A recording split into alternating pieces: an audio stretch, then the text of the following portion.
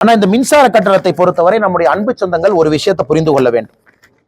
குறிப்பாக இன்னைக்கு தமிழக அரசு பாத்தீங்கன்னா மக்களை முட்டாள் ஆக்குவதற்காக மற்ற மாநிலத்தினுடைய மின்சார கட்டணத்தை ஒப்பீடு செய்யறாங்க. அவங்களே செய்தி குறிப்பும் கொடுக்குறாங்க. இங்க பாருங்க, இதான் தமிழ்நாட்டினுடைய மின்சார கட்டணம், மற்ற மாநிலத்தினுடைய மின்சார கட்டணத்தை பாருங்க அப்படின்னு செய்தி குறிப்பு கொடுக்குறாங்க. உதாரணத்திற்கு திமுக தன்னுடைய தேர்தல் அறிக்கையில 221 என்ன சொல்லியிருந்தாங்க அப்படின்னா, மாதத்திற்கு ஒரு முறை மின் கட்டணம் செலுத்தினா போதும் அப்படின்னு. இன்னைக்கு மாதத்துக்கு ஒரு முறை மின் கட்டணம் செலுத்தாதனால வரக்கூடிய பிரச்சனை, பக்கத்து மாநிலத்துல மாதத்துக்கு ஒரு முறை செலுத்துறாங்க.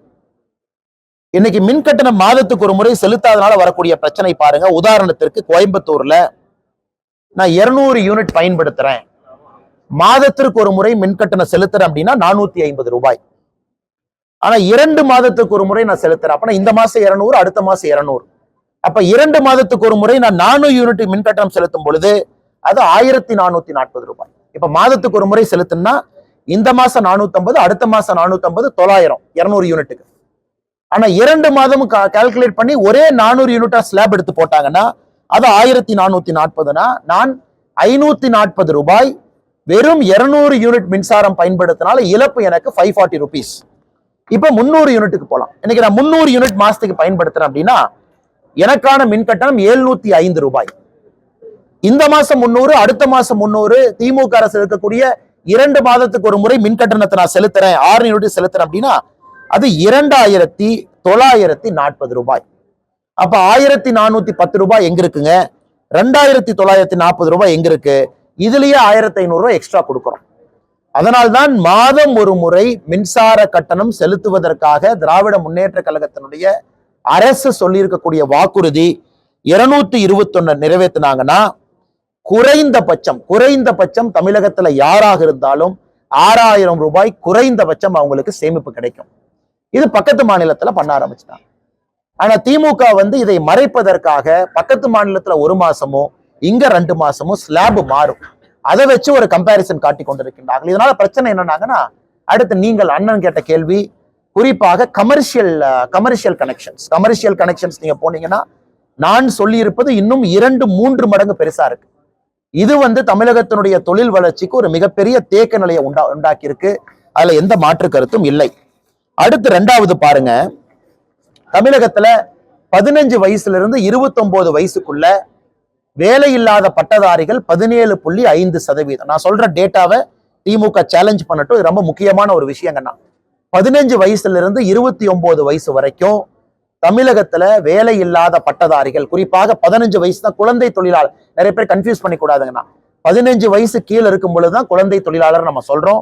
15 இயர்ஸுக்கு மேல நான் ஹசார்டஸ் இண்டஸ்ட்ரியில வேலை பார்க்கலாம். ஸோ 15 வயசுல இருந்து 29 வயசு வாலிப வயசுல தமிழகத்துல 17.5% வேலை வாய்ப்பு இல்லை.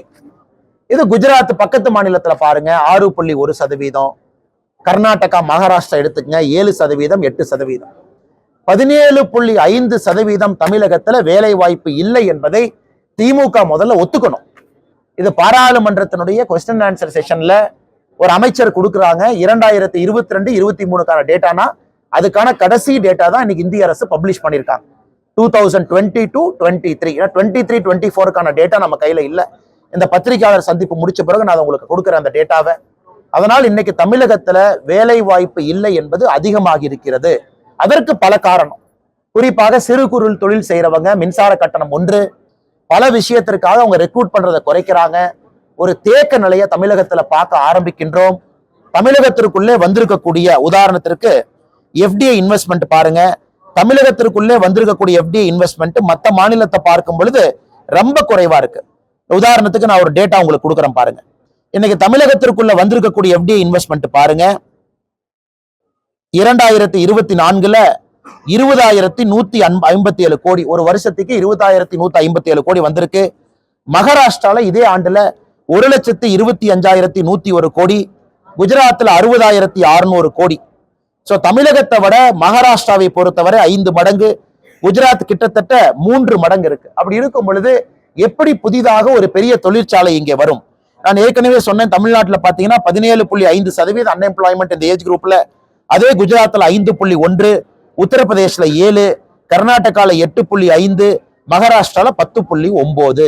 இதையெல்லாம் மறைத்து விட்டு முதலமைச்சர் தைரியமா நிர்மலா சீதாராமன் அம்மா அவங்களுக்கு ஒரு ட்வீட் போடுறாங்க. தமிழ்நாட்டினுடைய வளர்ச்சிக்கு நீங்க இதை கொடுங்க, அதை கொடுங்க, இந்த பட்ஜெட்ல இதையெல்லாம் கொடுங்க.